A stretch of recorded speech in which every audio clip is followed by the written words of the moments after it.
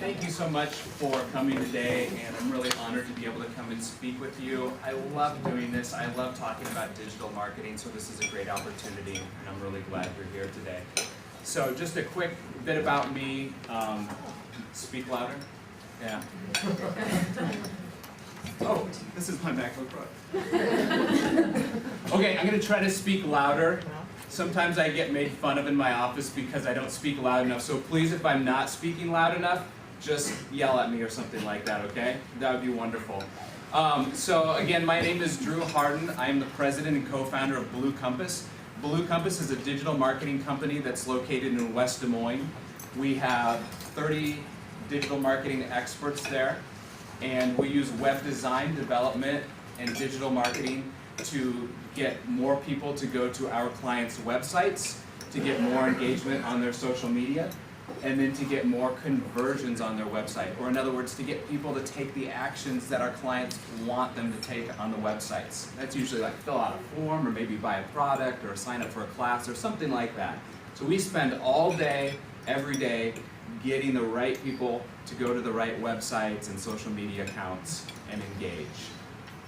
We work with a lot of great companies in Iowa, around the country, and a few across the globe as well.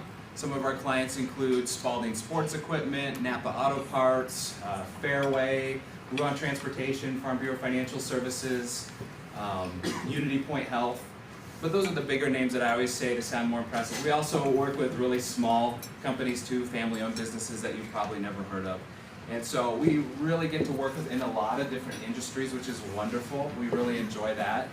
And so we've seen a lot of things that work really well online, and we've come up with a lot of tricks and tactics that really work well when you're trying to get engagement online.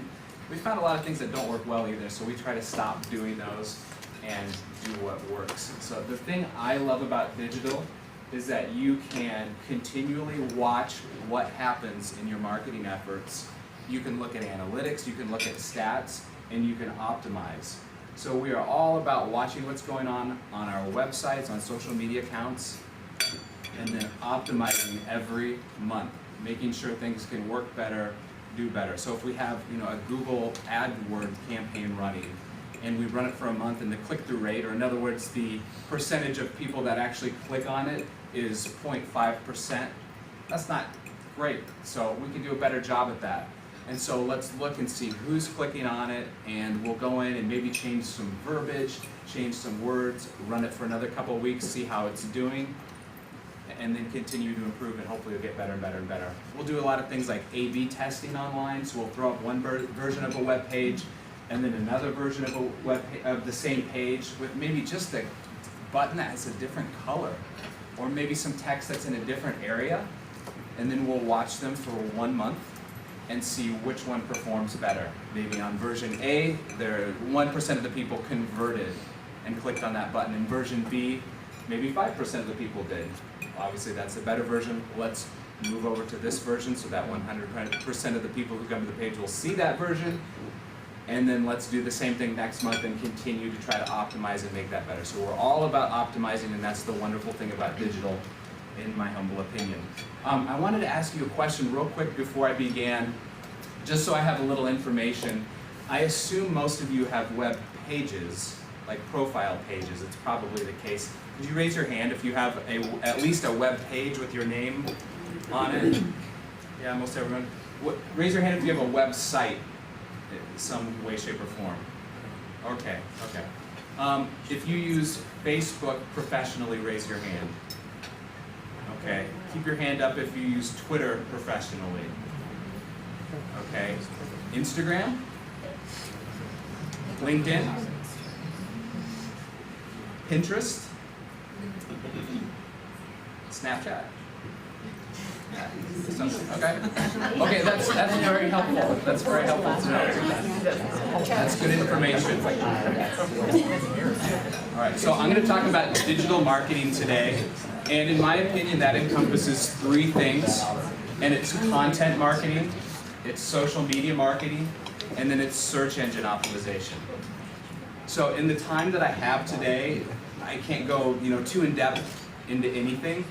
I'm going to talk mostly about content marketing because social media and search engine optimization are dependent upon content. I think that's like the first building block, and it's really important. So I'll still talk some about social media and SEO and everything, but I do think you'll find it valuable, and it's really good information to know. Please stop me at any time. Just raise your hand or yell out if you have any questions at all. You get bonus points if you ask a question. It's wonderful to have questions throughout, so please ask a question. Of course, I'll leave time for questions at the end too if you prefer. On September 14th from 10:30 to 12:30 in our office, we are going to go a little more in depth over things I do not cover today, and you are welcome to attend. And we call that the University of Blue. It's kind of like a class that we do, and we'll have people in and we'll teach them digital marketing. And this is, we talked with Shane and everything, this is specifically for Remax. And so this is a little more of a workshop where we would like open up Facebook and say, okay, let's look at how to do really good promoted posts, boosted posts that will go out and target specific people in specific areas with specific interests so you can reach exactly who you're looking to reach. And we'll actually show you how to do that sort of thing. We'll get way more in depth with SEO, search engine optimization, and show you how you can do maybe a little better job of having your page or your website rank a little higher.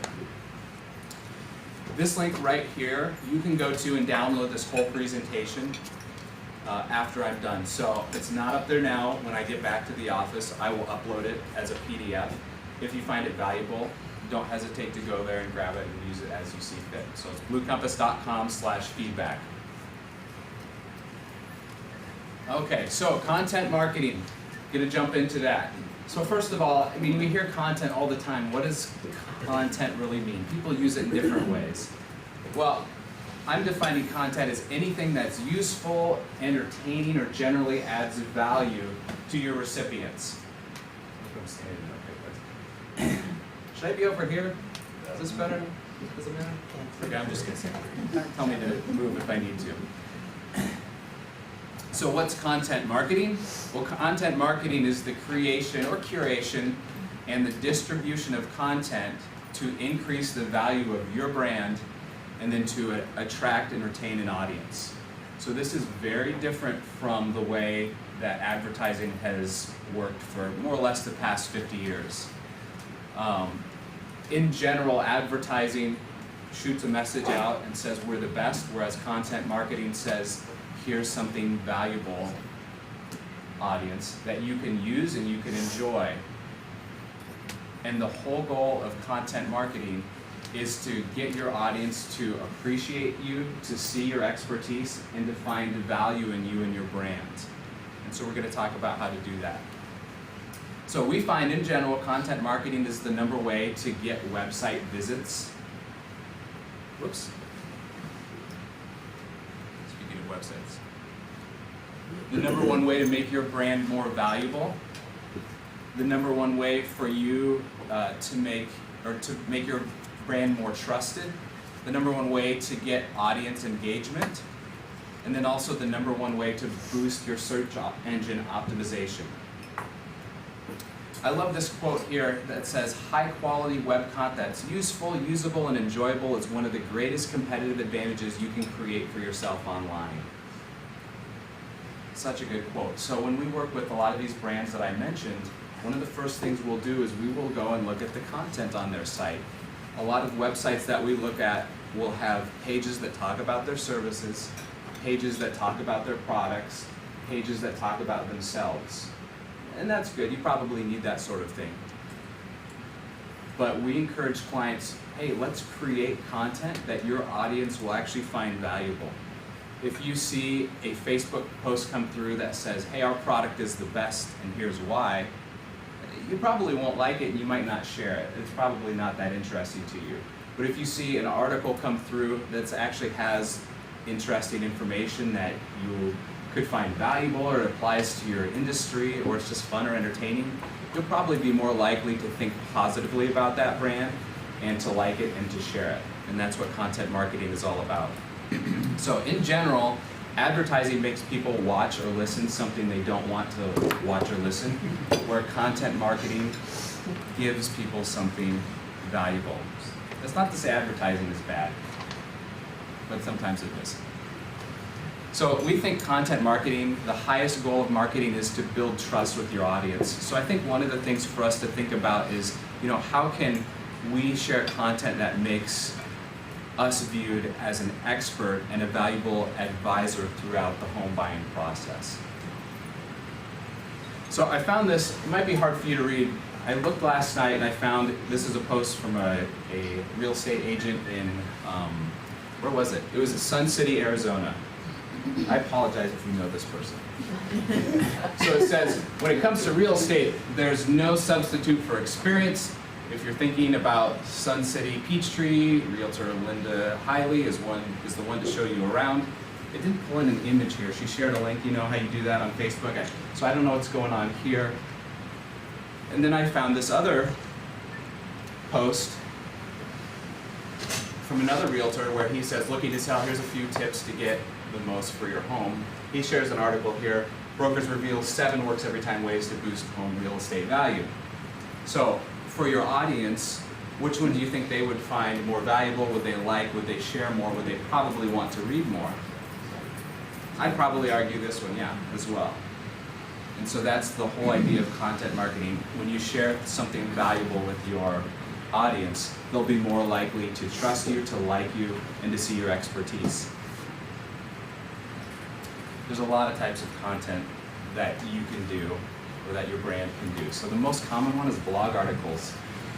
We help write blog articles and guide our clients, help them come up with content calendars for the vast majority of our clients. Probably the most easy form of content to create. I mean, most people can write something. You don't have to be the world's best writer. Obviously have it proofed and everything and make sure it's okay.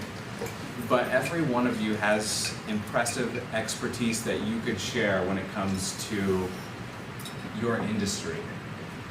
And so sharing some of that online in a blog article, even if it's not a blog article, maybe a Facebook post or something like that, I'm sure there's information that you could share that would benefit your audience. So blog articles is one type, videos is another, as you might imagine. Infographics, surveys, guides and how-tos, reviews of things, ebooks, case studies and research, podcasts, interviews. These are all forms of content, all forms of communication that can share something valuable with your audience. Talk about our process briefly. So what we do with clients is we will help them write a blog article or come up with a video or share their expertise in some way, shape, or form. Again, sometimes we will write it for them, sometimes they will write it. We'll do keyword research to ensure that it performs pretty well in search engines, and we'll make sure it's the right length. I'll talk about that in a moment. We make sure there's a graphic with it that's attractive and interesting, always some sort of a graphic. And then we'll have them review it and everything, and then they or we will post it on their website, and then we will promote it via social media. So we'll take that link, we'll put it in Facebook, we'll put it into Twitter, Pinterest, whatever it might be, and to get the word out there. We almost always boost the post or promote the post. How many people here have ever done a promoted post through Facebook or Twitter or anything else? Yeah. Okay. It's such a good thing to do. So years ago, Facebook let us post online, and everything you posted your followers would see. It was wonderful. And then they realized they could make more money if they made us pay. And then marketers everywhere complained about it, and then they paid. And Facebook is continuing to do this more and more. So in general, when a brand posts on Facebook, anywhere from 2 to 6% of their followers will actually see it. It depends on how many followers they have and the content and everything. Facebook has a crazy algorithm. So if you go in and you boost a post, you can have more people see it, which is great. And not only that, you can push it towards people that do not follow you. And you can go in and you can target people specifically. So you can say, okay, you know, I really want this post to go to people who live in Polk City and probably 10 miles around that area, and I want them to, be, I don't know, females ages 40 to 50, and I want them to like Iowa State and like this and like that, and there's so many different attributes that you can target in your post, and it's incredibly valuable. And that's one of the things I love about digital is you can, when you pay money to do advertising like that, you can specifically target your audience as opposed to like a TV spot that goes out to who knows who.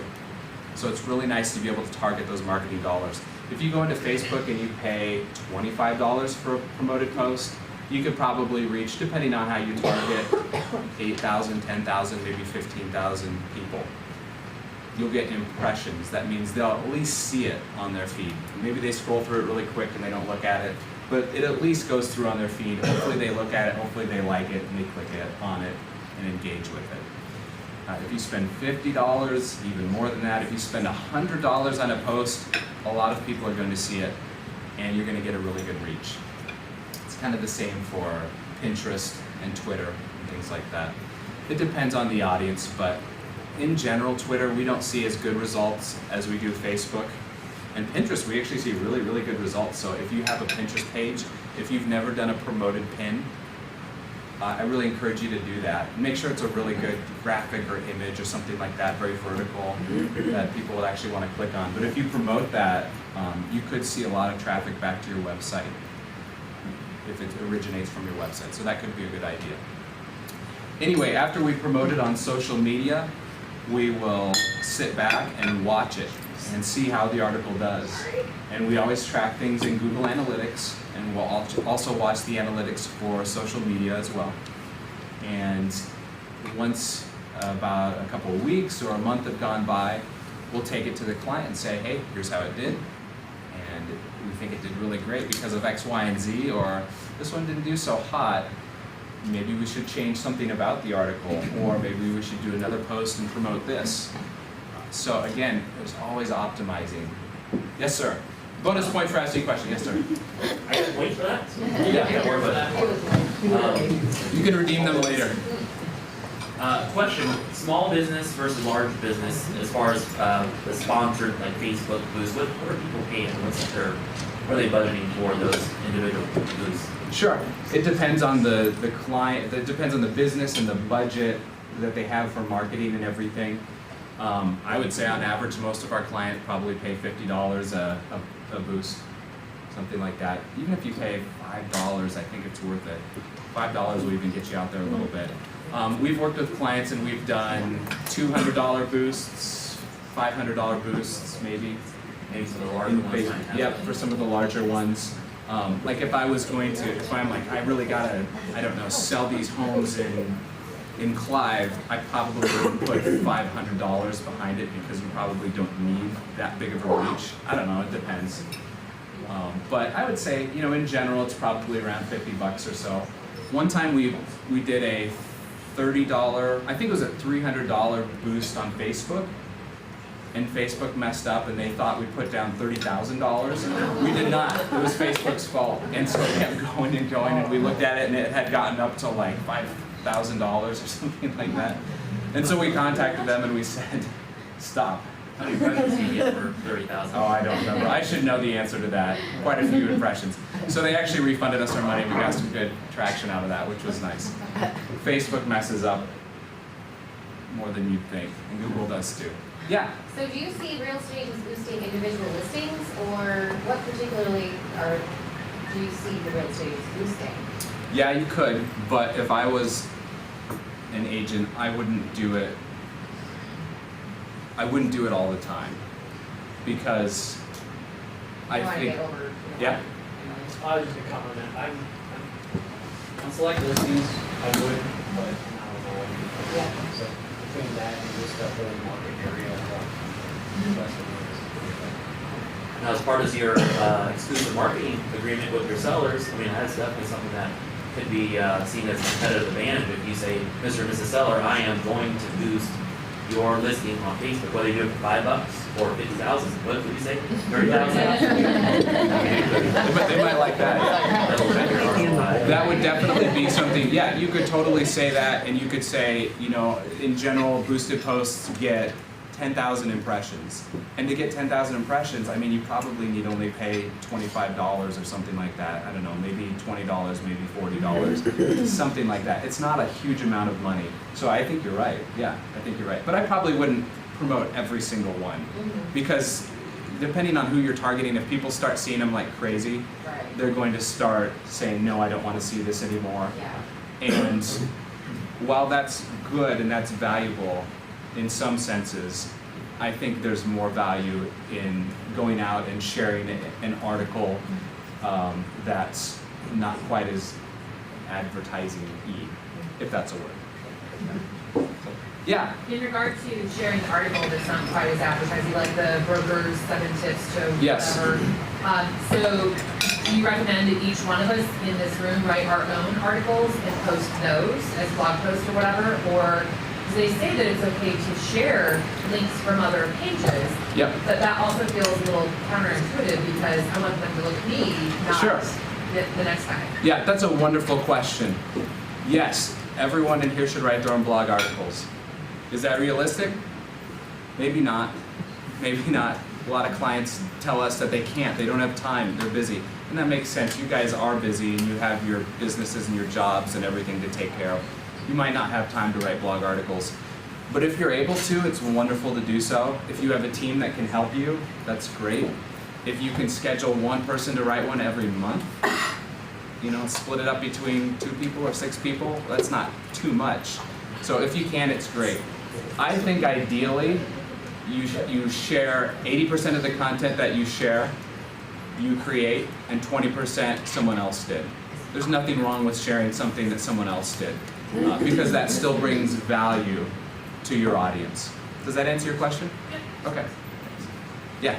Do you think that there's a magic number of like sharing listings and articles? Should you have some kind of balance, like 3 to 1 or? What's too much or what's Yeah. not enough? Sure. Well, you probably don't want to hear the way I'm going to answer, but I would say share a few listings and share a lot of good content. Content that's valuable and it's not trying to sell something. Yeah, is that a weekly thing? Is that a daily thing? Is that a monthly thing? I mean, what's too much to where people are like, and if you're sharing something of value, then there's value in it, but you still might be tired of something every day, let's say. Oh, how often should you post essentially? Yes, right. Is the question. Right. On Twitter, post as much as you want and repost. So if you share something, go share it again at the end of the day if you think it's valuable. It's okay to post a lot. Okay. On Facebook, I would share probably the ideal amount to share, probably 2 or 3 times a day. I know that's a lot. If you can do it once a day, that's fine. If you can do it once a week, that's better than nothing. On other platforms, on Instagram, multiple times a day is great. It might be hard to do. What about blogging? If you can write 3 articles every day, that's wonderful. But I know that's probably not realistic. You cannot have too many blog articles. What was the last part? I'm sorry. You cannot have too many good blog articles. Okay. If you can put 1 blog article out a week, that's great. That's pretty good. Okay. Yeah. If you can do more than that, it's awesome. Even 1 a month, I think, is better than nothing. Yes, sir. Do you guys track as far as like unlikes or what's the term one? Unlikes? Is it unfollow or unlike? I mean, is there a certain amount of daily or weekly posts that all of a sudden people will turn off your audience? I mean, I know there's that balance of content versus advertising, but I mean, if a business page is posted 4 or 5 times a day, is there a trend that will start to get more unlikes or unfollowers? If you post too much, I think people will consider unfollowing you or hiding the post. Yes. If you post too many advertising, too much, hey, go buy this, or hey, I'm great, they're more likely than if you post the same amount of content, valuable things that they might find interesting. So you're in greater danger if you're pushing them to do stuff, I think. We don't run into it a lot, and most people don't run into that problem because they don't have the time and resources to just post and post and post all day. Good question. Yes? I've done quite a bit of this. The only negative reaction I had is I did one of my first ones. I did kind of what was on the left side and didn't really narrow down the target audience. Oh, yeah. Kind of shotgun Sure. splatter Yeah. about 50 miles around Des Moines, where our MLS was. Yes. And eventually I got a few negative comments of stopped showing up in my phone, and Yeah. see some people, and it's always interesting to click on those people's profile and Sure. scan through them. But other than that, I haven't had anybody that was really negative other than stop showing up in my phone. So, Yeah. I like that comment. We run social media for many different clients, and we'll do like community management, it's called, where we comment back and forth to people, and we've gotten some very interesting comments that I could tell you about over the years, and we'll not get into now. Okay. Any tips for MySpace? No. I've been trying to get the perfect song.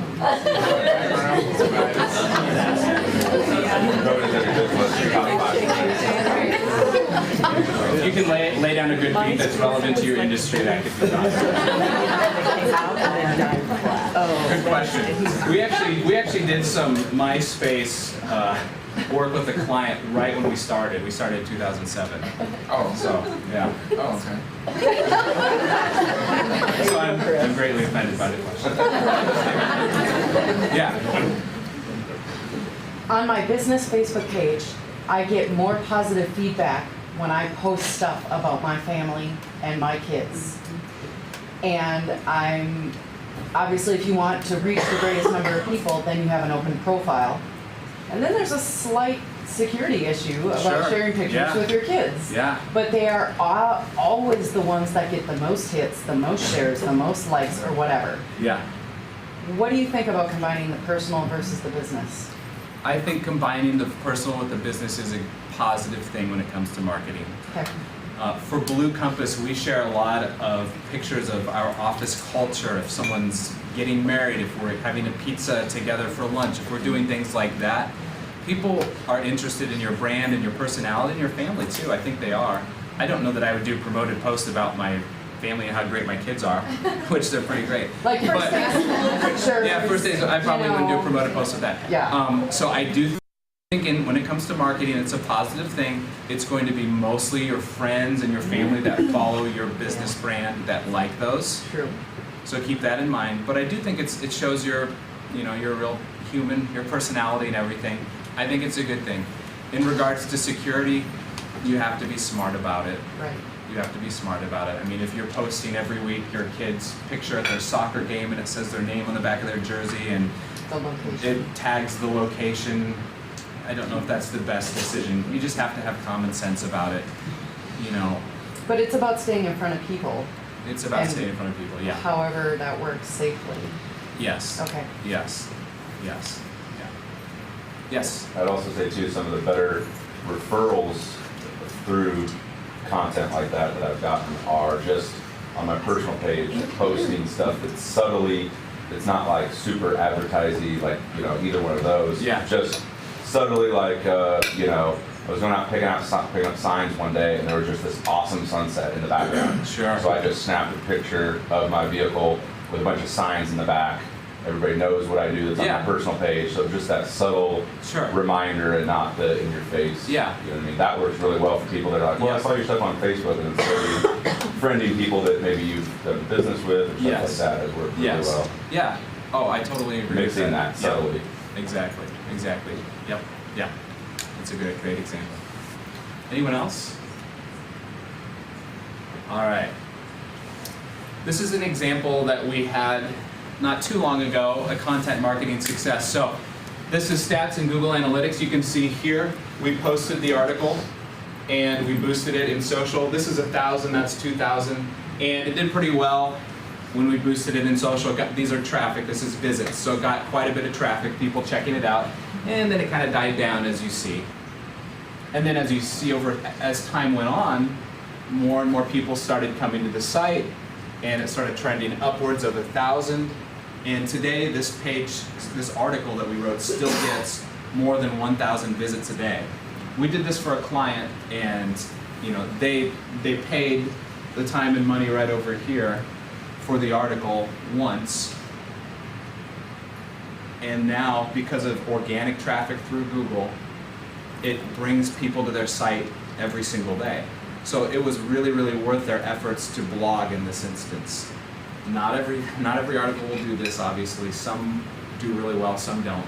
Some get more picked up by Google than others.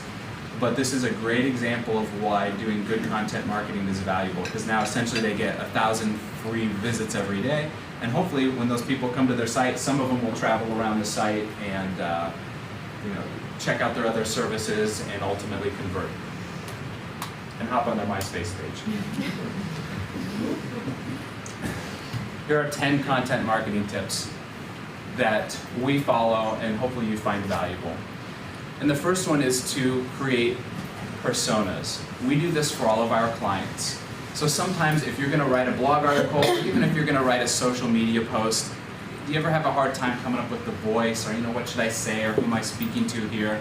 We found it's really helpful if you can actually create individuals to represent your audience.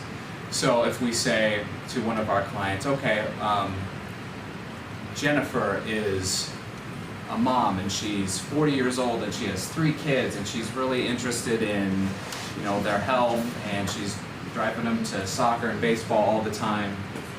That's who we're writing this article to. So if you can personify groups of your audience with people like that, it can help you know who to write to and who to post social media to. We find success in doing that. It makes life easier. Most of our clients have like 3 or 4 different personas or people like that help our writers and our marketers know who to target. A content calendar comes in extremely handy. If you just say, I'm going to start blogging, it's going to be great. You might not blog as often as you want to. So if you can put together a content calendar and say, okay, this week I'm going to write about this, or my team member is going to write about this, and we're going to post it on this date. And this week we're going to write this and post it on this date. I don't know if you have other people who can help you write, or if it's just you, or what your situation is. But if you can assign different team members, or even yourself, different dates, and stick to this content calendar, it's super handy. It's very difficult to consistently blog, or sometimes even post on social media if you don't have a specific calendar. We assign a goal for every article that we write, and you might find value in doing that as well. Sometimes it's easy just to say, hey, I blogged, great. Good things will happen maybe. If you assign a specific goal to that blog, it helps you know if you were successful or not, and it lets you judge if those efforts were worth it. So, one example of this could be to get conversions. I want people to come to this blog article, and then I want them to contact me. I want them to fill out this inquiry form. I want them to ask for more information. That's an example of a conversion. So you could say, this blog article is all about getting people to contact me. It could be for simply traffic or search engine dominance. My whole goal is just to get people to my site. Get them to become more aware of me. I want to be in their mind's eye. So maybe that's a goal. No one contacts you, that's okay, because your goal was just to get people to look at it. Or maybe it's to get social engagement. Maybe it's to write an article that's really interesting, engaging, and might spark conversation, and put it out there and get as many likes and follows and retweets as you possibly can. Okay, number 4 is to create interesting original content ideas. So I've talked about Google a little bit here. Google's entire purpose for existence is to bring people valuable content that they want to see. Have you ever gone to Google and you search for something and you haven't been able to find it? It's frustrating. It's really frustrating. Google doesn't want people to have that experience. They want people to come to their search engine and find a great page that they're looking for. They like to serve up original, unique content. So if you have a service that sends you blog articles that are also being posted elsewhere, there's not a lot of value in that. Google does not like duplicate content. If there's 2 pages on the web that are the same, Google will ding at least one of those pages and not show it in search engine results. So original content is what Google's looking for. Google doesn't want someone to come to Google, have a frustrating experience, and then go to Facebook. So it's all about creating interesting original content. That's why I think your perspective on your industry and your brand and houses and whatever it might be is valuable. You have insights that other people don't have, and I think they're worth sharing.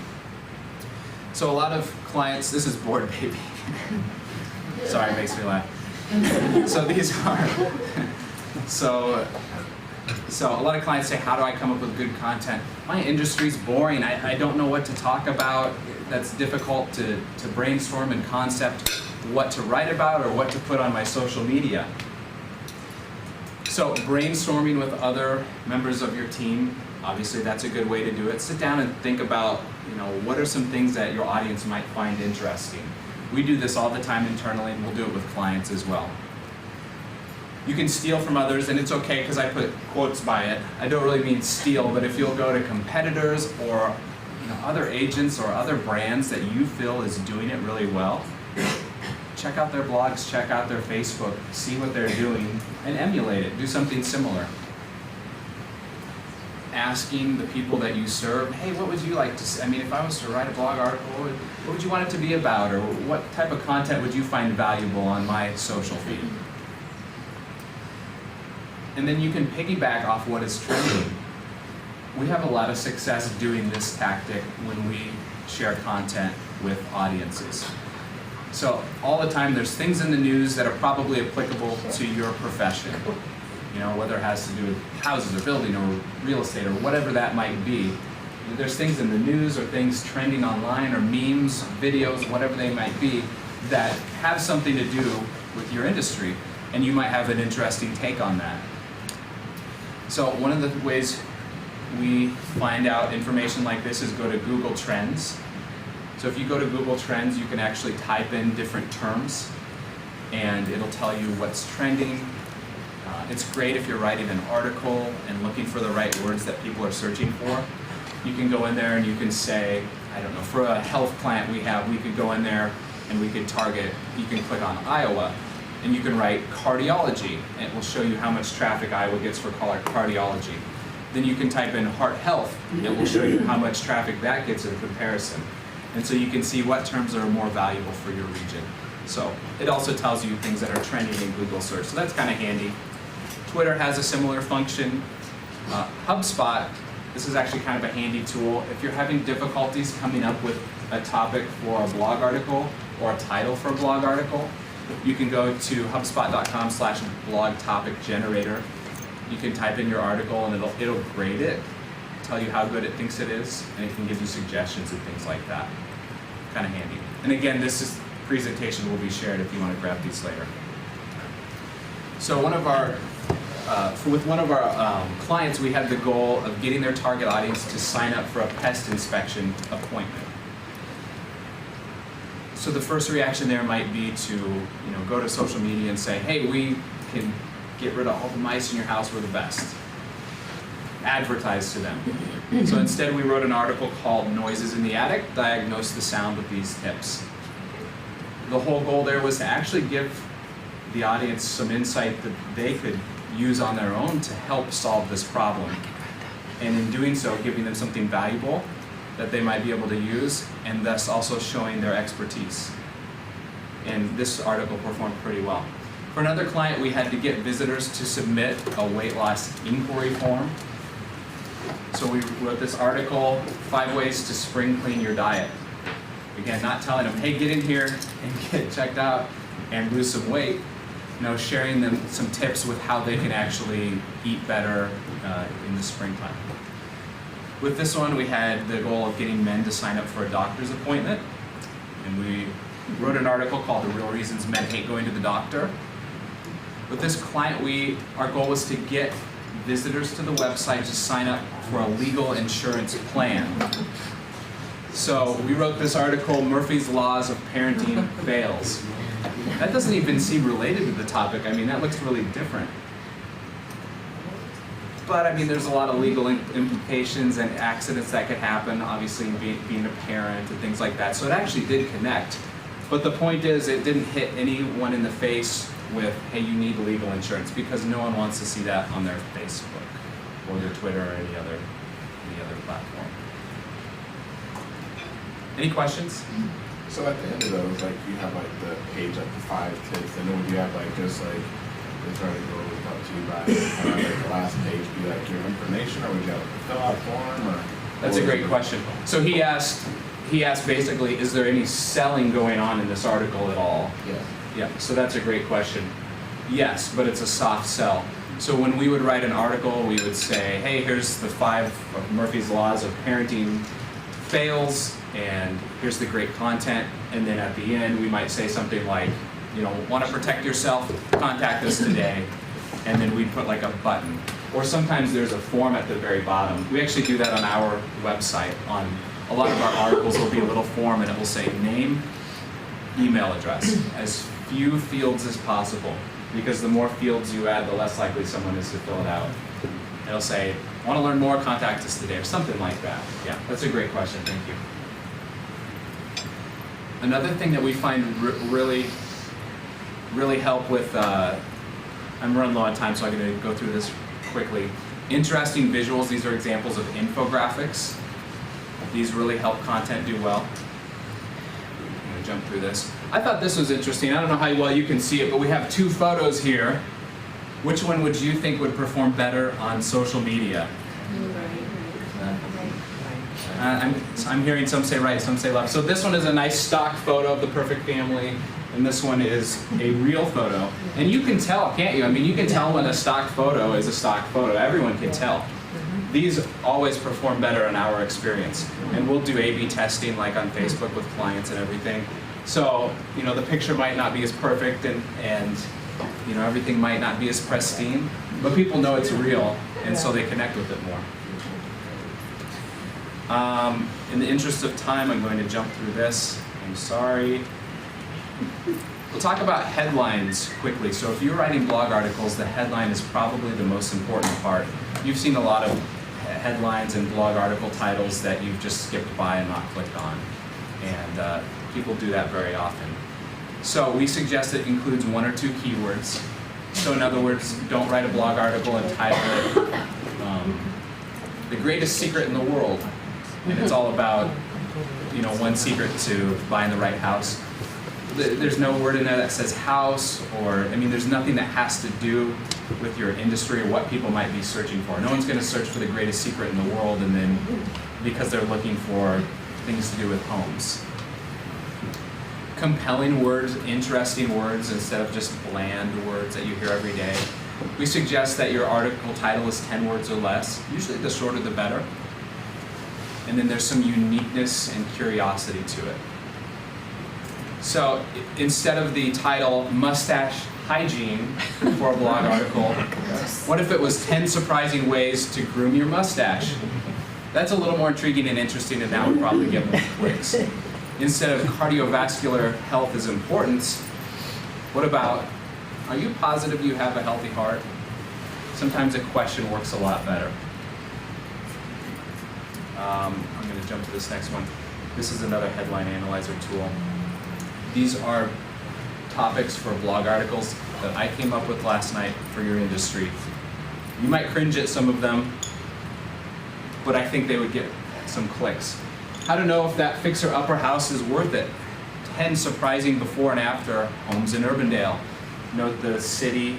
There's also a lot of numbers when we do headlines because we find they perform better. I think people like to know a quantity before they click on it. That seems to work well. Why fall is the best time to move into a new house? 5 trends new homeowners want in their kitchen. 20 ways to ensure a quicker sale of your house.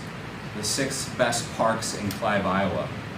That last one doesn't really even have a lot to do with homes, but obviously people live in Clive and families are really interested in that sort of thing. I think that's valuable content that you could share. Shane, how am I doing on time? We're running out. All right. No sugarcoating. No sugarcoating. I will finish in 1 minute. If you write blog articles, make them 600 words or more. Make sure they are search engine friendly. Keyword research, I talked about that. Any page on your website should have a meta title and a meta description.